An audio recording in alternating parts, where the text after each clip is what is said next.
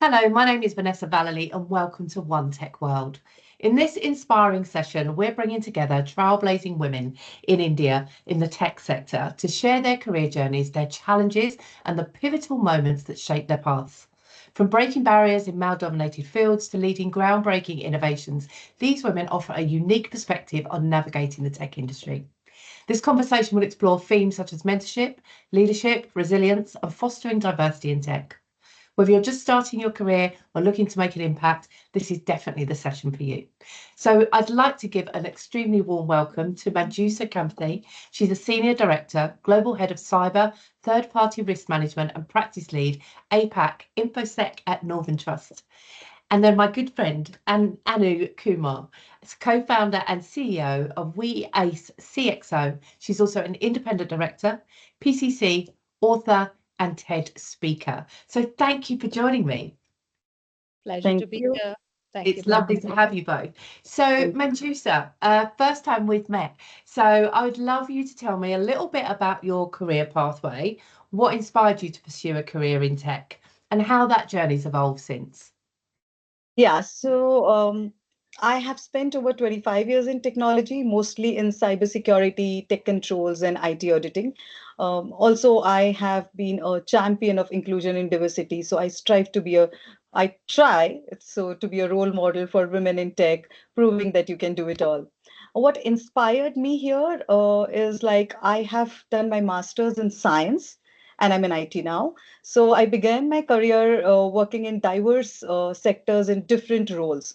So one of the responsibilities involved leading a team where there was a product that managed queries related to infrastructure, operations, and other technical areas. And that curiosity kind of, led me to understand more into what are these security incidents, what are these risk related queries. And that's where honestly my journey began. I started delving deeper into the field, and to enhance my knowledge, I pursued industry certifications. Uh, from from that point, I think I started learning, and it never stopped. So it's been 25 years, predominantly to financial sectors. I would say it has been an incredible journey so far. Fantastic. Thank you for sharing that. And I'm really glad you mentioned that word curiosity, because it's come up on a lot of our panels, that importance of remaining curious. Anu, tell me a little bit about you. Same question. Well, Vanessa, I'm not a techie, as you're well aware, I and know. I have converted from a non-tech HR banking career to somewhat technology. We started with inducting more women in the tech function, and eventually we realized men also need help actually. So right now we've kind of pivoted to being a little more gender agnostic. They just need different kind of help. So for me, I really didn't start in my career in tech. I started with a passion for people, and what really inspired me to pivot into tech was a simple realization that if I wanted to impact lives at scale, I needed more than intent, and I needed innovation to reach out to people, to attract them to areas which are going to be more future ready and progressive. I saw brilliant individuals, especially women, underserved by traditional development models. Yeah. Coaching and mentoring were either inaccessible or inconsistent for women, especially in tech, because it's such a male-dominated field. And I thought, what if we could take something deeply human and make it scalable through technology? And that's what drew me to tech. And my journey since then has been transformation in itself, from building a coaching and mentoring platform to building trust, from algorithms to empathy. I've learned that the real power of technology lies not in what it automates, but what it enables. So today I use tech as not as a destination, but as a bridge to connection, to confidence, to opportunity. And that's what continues to inspire me every day. I love that. So a pivoter from the perspective of coming from a banking background into a tech background, but also a pivoter coming out the corporate world and becoming an entrepreneur, which has its challenges, right? And I'm sure we'll come on to that. So talking about challenges, you mentioned earlier on, Anu, that the tech industry is a very kind of male-dominated space. Manjusha, I'm interested. Have you ever come across that? What challenges have you faced as a woman in tech, and how have you overcome them? Uh, I'll be honest here, like success in this field, as I have experienced, isn't about gender. It's about adaptability, and women by nature are good at adapting. So when I started my career, there weren't many women in cybersecurity. I would say the representation was around 5% back then. Yeah. And honestly, I didn't have many role models to look up to. So today we are at a 30% representation, which is really something that we need to take pride in. So as I've grown organically in this field, I would say uh, embrace continuous change, continuous learning, collaborate, networking is key. Yeah. Stay focused on clear goals. It's very important to know your goals, yeah. And I would say that I'm proud to be a part of this evolution. It's been 25 years, and I look forward to seeing more and more women thrive in this field. Yeah.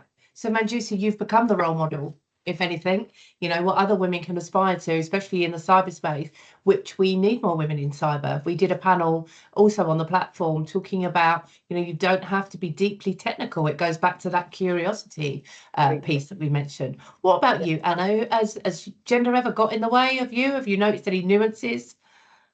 When people ask me that, I often smile like I'm doing, like many other women do. And I didn't just face one big challenge, Vanessa, as you're aware.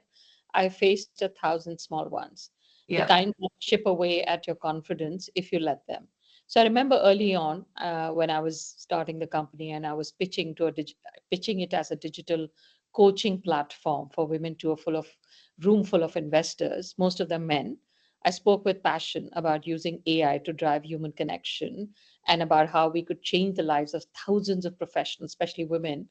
When I finished, one of them leaned back and asked me, but are women really looking for tech driven coaching? Don't they prefer people over platform?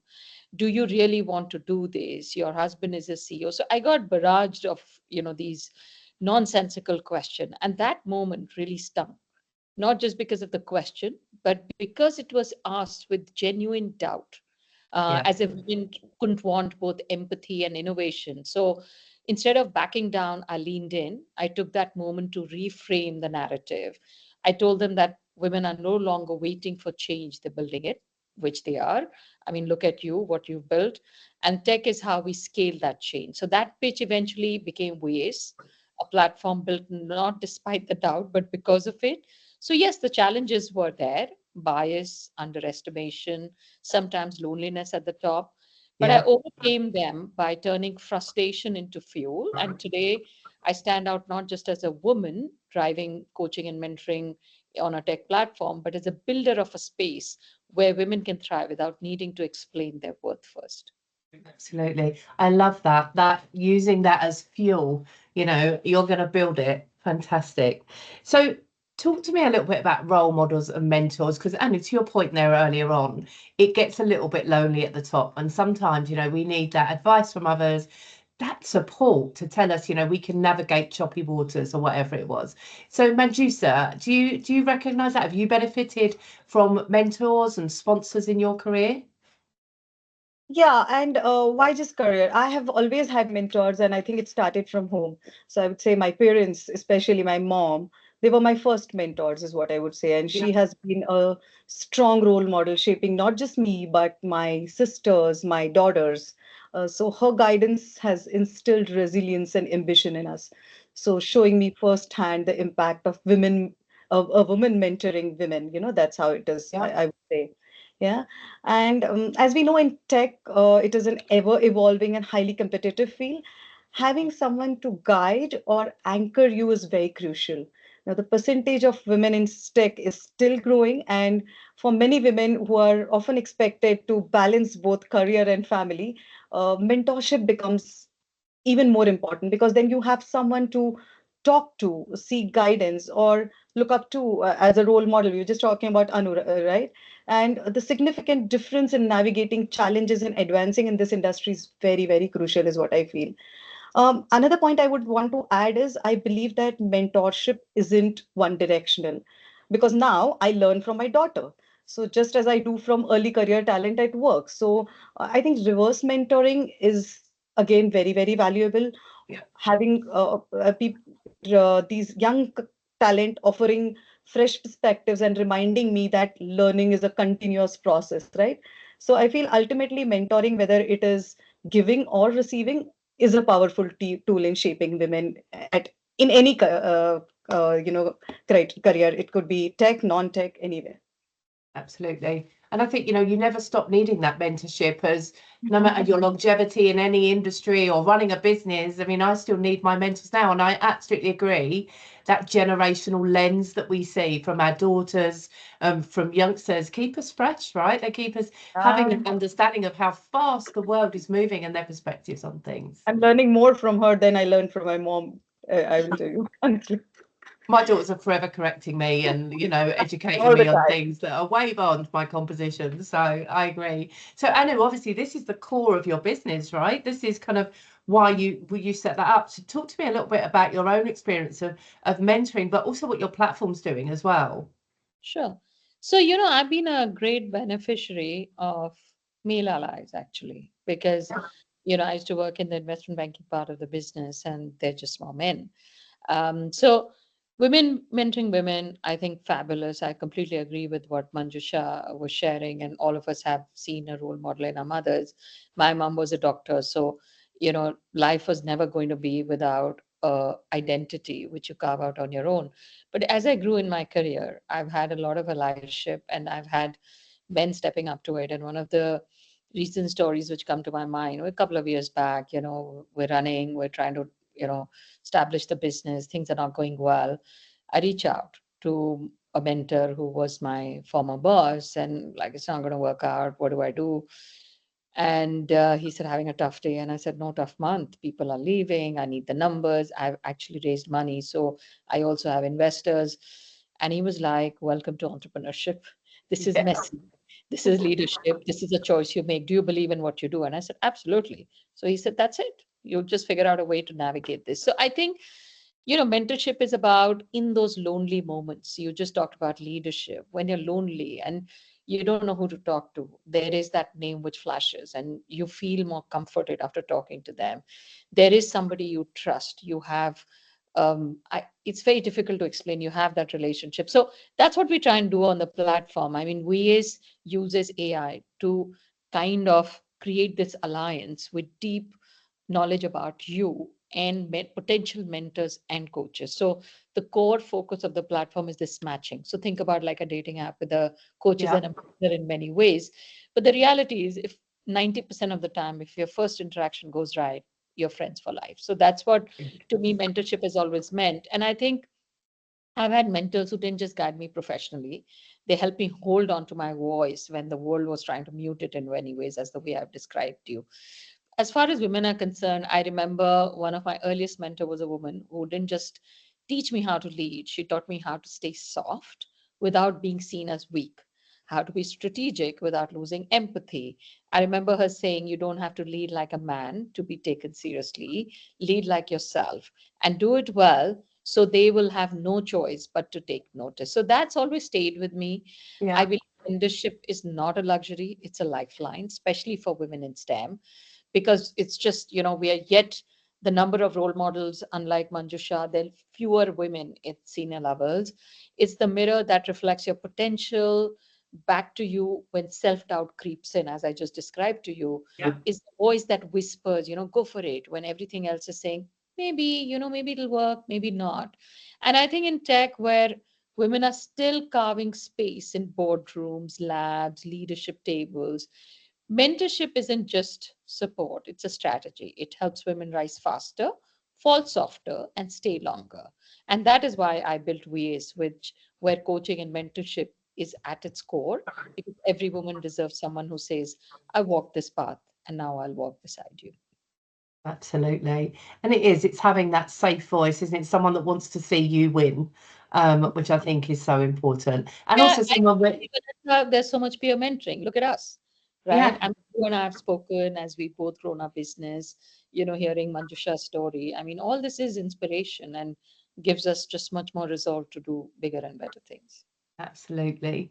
Manjusha, talk about, in terms of leadership lessons, if you reflect back on your career, what lessons have you learned about leadership? Oh, yeah, lessons. There are many. I mean, So I won't pretend that it has been a smooth journey, to be honest. I have had failures, many, many failures. But I think each one has been a lesson. Like we know, tech is an always evolving field, right? So every Yeah. challenge has come as an opportunity for me to grow, to do better, or, to build teams, or somewhere where you feel belong to. So I think that's when I said it's been many, many years that I'm in this field, because I really enjoy being here. I am passionate about this field, and I feel that's what makes this journey very, very exciting. Other than that, I feel that leadership is in tech is just not about being great at what you do. You need executive presence, influential communication. You need the ability to make certain strategic decisions, and above all, as I mentioned earlier, adaptability. It's very, very important in this industry, because, as I said, if you don't learn here, then you are failing behind. Sorry, then you're falling behind. So for me, leadership is also about people. So somewhere, Anu just mentioned, right? It's not always platforms, but it's people. So somewhere, being part of this journey, have being intentionally inclusive has become part of my nature, I would say. Yeah. And actively listening to your teams, making sure every voice is heard, ensuring opportunities are equitable, means a lot. It means a lot. It means mentoring, advocating, challenging biases, could be more, right? Especially the unconscious biases, which we generally don't talk about. So I Yeah. think overall, I feel that for women in this field, psychological safety is key. Where you feel that this is a safe space, I can speak up, take risks, or innovate. That's how I would define my learnings or my lessons learned so far.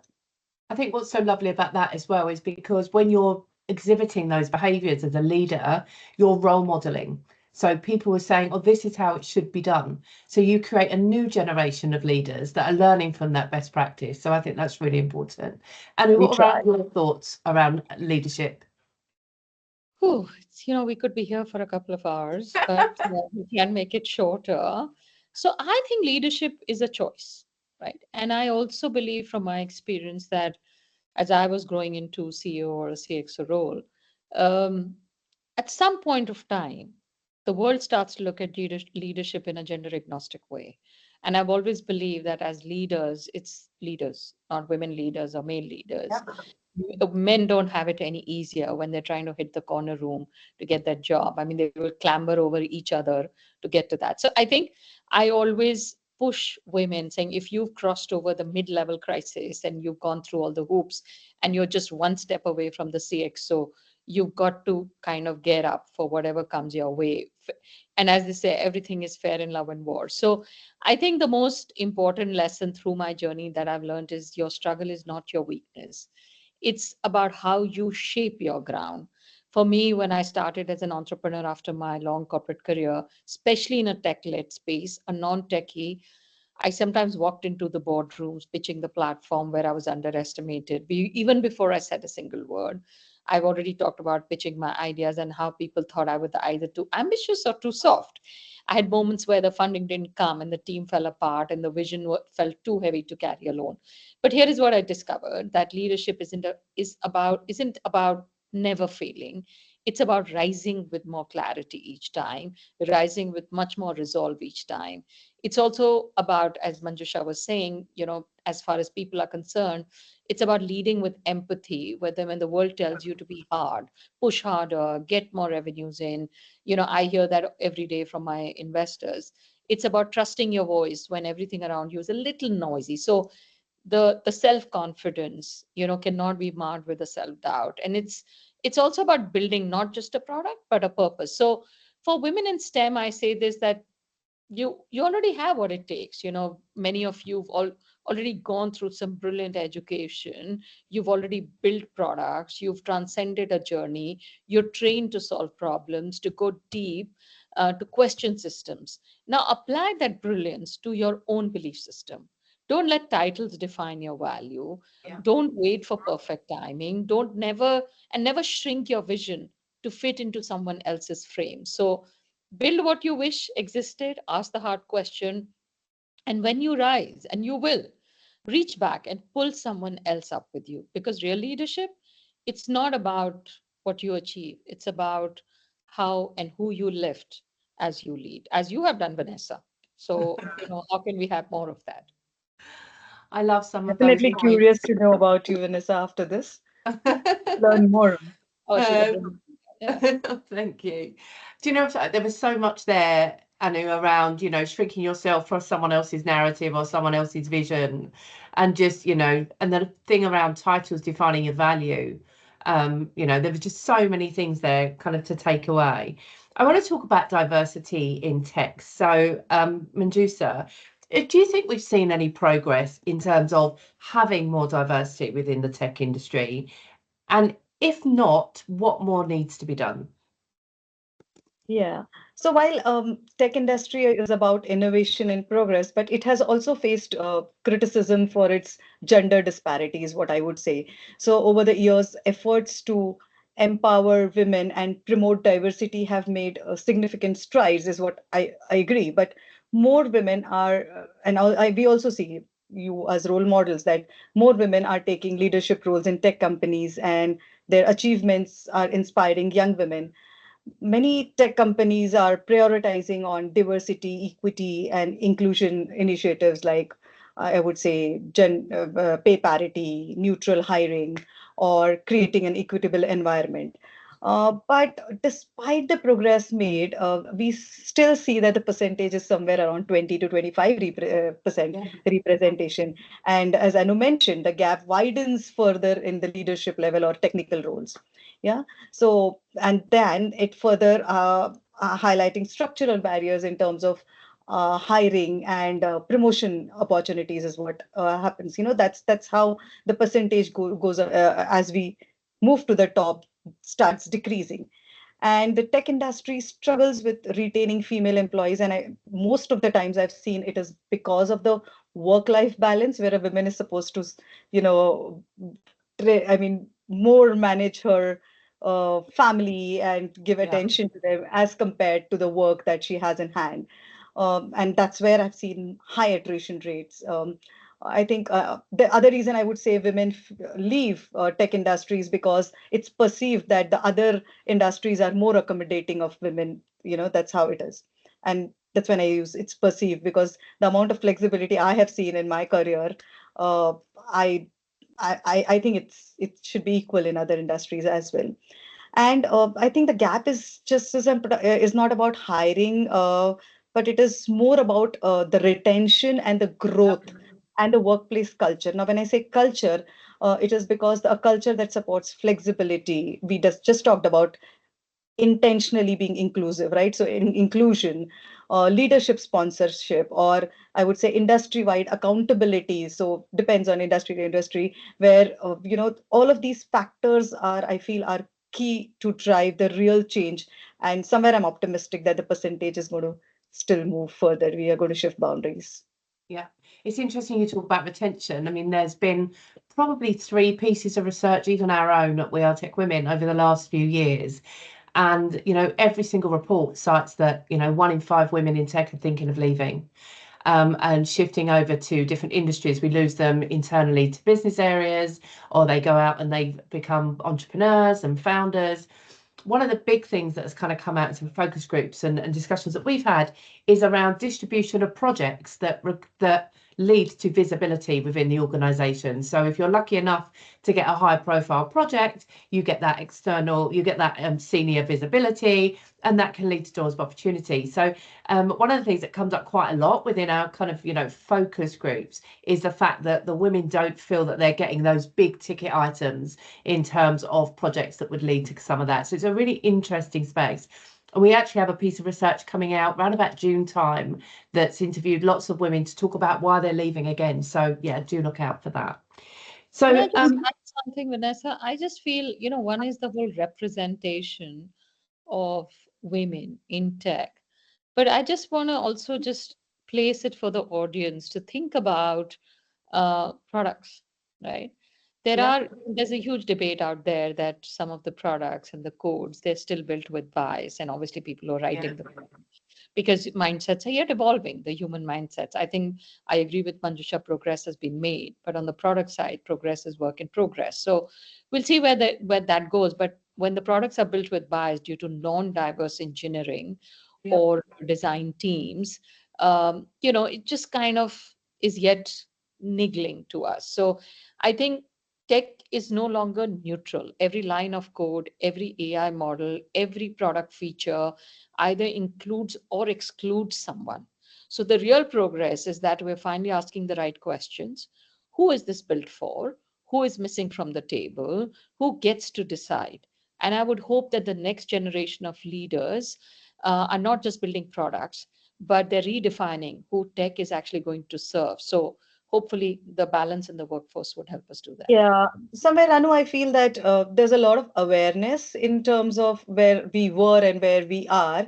And like you called out the product building and all, I think conscious efforts are being made to be very, very gender inclusive or overall being inclusive is what I feel. Sure. I So, think you make a very valid point about, I mean, we've seen some absolute shockers, even though go back to past, the fact that Apple built a watch that never tracked women's periods, right? Passport offices that don't recognize diverse people's faces and features. There's been some absolutely catastrophic. Stuff, Vanessa, I don't know whether you're aware, but Apple phone, you know, is Yep, not made for the palm of women. it's Pharma too industry, big. yeah, it's too big because women have smaller hands. And so who is Yeah. it tested on? If you look at cars, I mean, I'll tell you, I was reading this book by this BBC author, I forget the name, but where she talks about the testing which is done on accidents for cars is done Yeah, on a crash test body which is, dummies. yeah, 6 feet, 75 kgs, right? So more women die statistically in car accidents because actually the safety features are not built for them. If you look at car seat belts, how are they customized for pregnant women? So I can go on and on about this topic in terms The of book is design. by Caroline Corrado Perez. The name escapes Yeah, me correct. on That's this panel, but it's by her. brilliant book. Brilliant. She also talks about women have got less chance of being resuscitated because the equipment is based on men's vital signs. So to your point, you're absolutely right. More women in the room, more questioning around the a table. lot What to are we do. building for? Who can give their lived experience, their perspectives to whatever it is that we're trying to build. So absolutely great. So I'm going to come back to Anu on this one. What advice would you give for women entering tech? We know what an exciting world it is, but what would you say to, perhaps there's some people watching that are not from our industry and they're thinking, oh, a tech career maybe. Tell me what excites you. So I think what excited me was the opportunity to create something and to innovate without a boundary. I can just speak for myself that when I started, I did a lot of free courses from Microsoft, these that because I didn't understand codes. I had ideas, but translating those ideas and reaching out to millions and millions of people out there was tough unless I have a scalable tech product. So I think a lot of self-learning and self-awareness helps. You don't have to, I mean, it helps to have a degree, but if you don't have a degree, don't worry about it. There's just so much content out there for you Yeah. to learn from. So please tap into that. There are a lot of leading tech companies who are actually very supportive. With the advent of OpenAI and DeepSeek and all kinds of AI bots, it's very easy to get yourself conversant with the tech concepts. If you want to build something, there are, easy code or free code applications available. So I think there's a lot which is going around there, as I'm sure Manjusha can share more on this, but it's for us to take. And how are we really grabbing the opportunity to increase our knowledge? So that would be my first take. Second is, not let nobody tell you that because you can't do it. And I think people get intimidated because you all, like if you look at India, since we're talking about India, you'll have a bunch of IIT engineers around you. My husband's from an IIT, and we often have this conversation about tech versus non-tech. But I think to get to getting a vision translated into reality with some bit of technology is fairly easy to do. You do need support to go further, but I would say step in, because I think it's not about you kind of starting your career in tech, but even the tech world needs you. It just doesn't Yeah. need your skills, but even your stories, your perspectives, your way of Right. solving problems that no one else even notices. We talk about some products. So I think there will be days where you may have doubts, you'll enter rooms.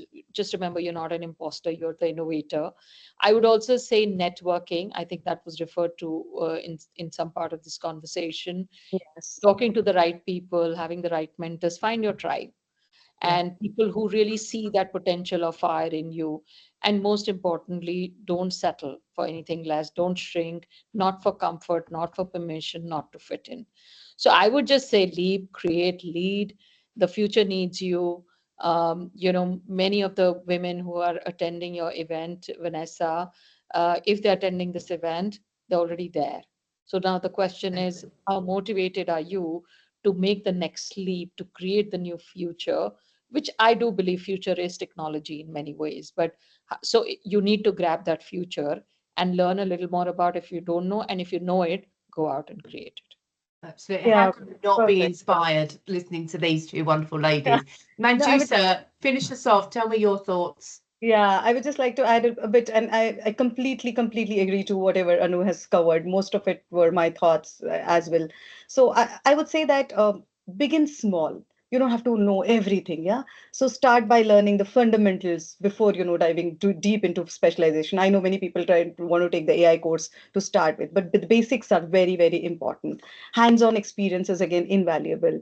Uh, I mean, it's very important to get comfortable with problem solving skills more than learning technical, is what I would say. Anu's already covered the networking and seek mentors. I would also say that take some certifications as validation of your skills. That helps you strengthen your skills.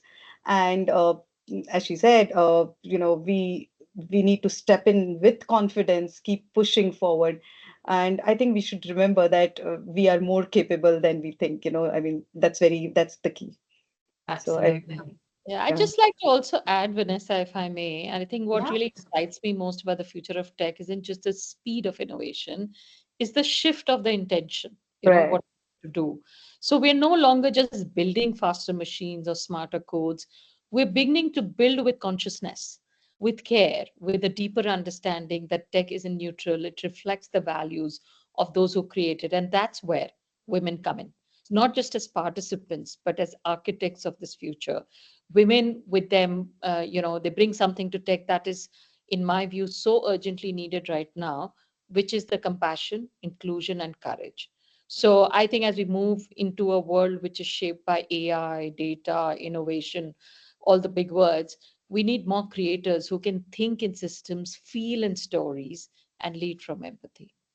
Yeah, and Absolutely. sustainability, I would also add to that. So AI to cybersecurity and sustainability. That's where I think there's always something to learn, innovate, and I think that's what keeps me passionate in this field. That you always grow, learning and innovating things.